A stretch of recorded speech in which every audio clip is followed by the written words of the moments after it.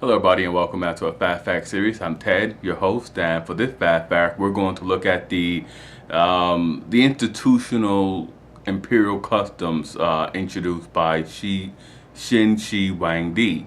And Qin Huangdi, he's best known for imposing uniformity on his subjects. He sought to bring uniformity in all aspects of Chinese life, all aspects throughout his expanded kingdom, his empire. But before him, there were many different weights and measurement standards throughout China, and there were many forms of the Chinese language.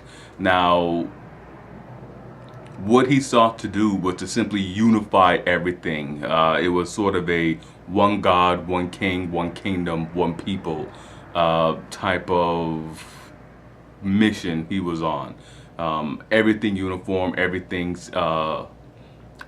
in its place.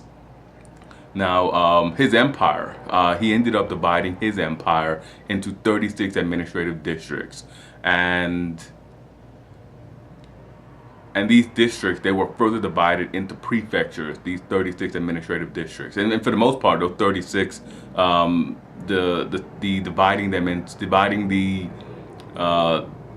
dividing China into administrative districts divisible by 6 still survives.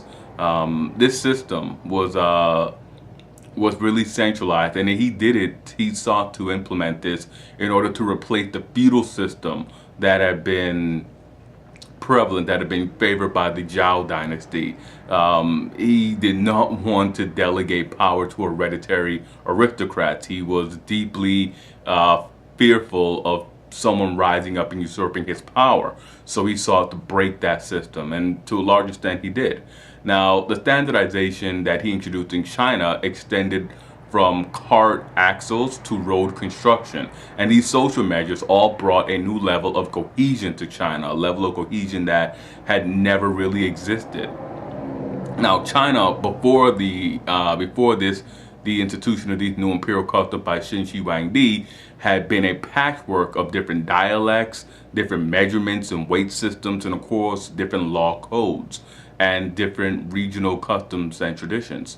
Having new social institutions that everyone adhered to brought his empire together. Now, Shi Qin Huangdi also organized labor on a massive scale.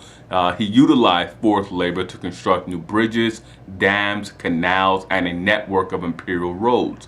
Now, the Qin imperial roads increased trade, communication, and travel throughout the Qin Empire. Now, the most important of these public works was the first incarnation of the Great Wall of China. Now, the early wall was constructed of packed earth and timber, and it really bore little resemblance to the stone wall that we know today. And that will do it for our quick fast fact on Qin Huangdi and the new imperial institutions that he sought to bring to his empire. As always, hit like, subscribe, and comment. Let me know what you thought about it. And I'm Ted, and I'll see you guys next time for another fast fact.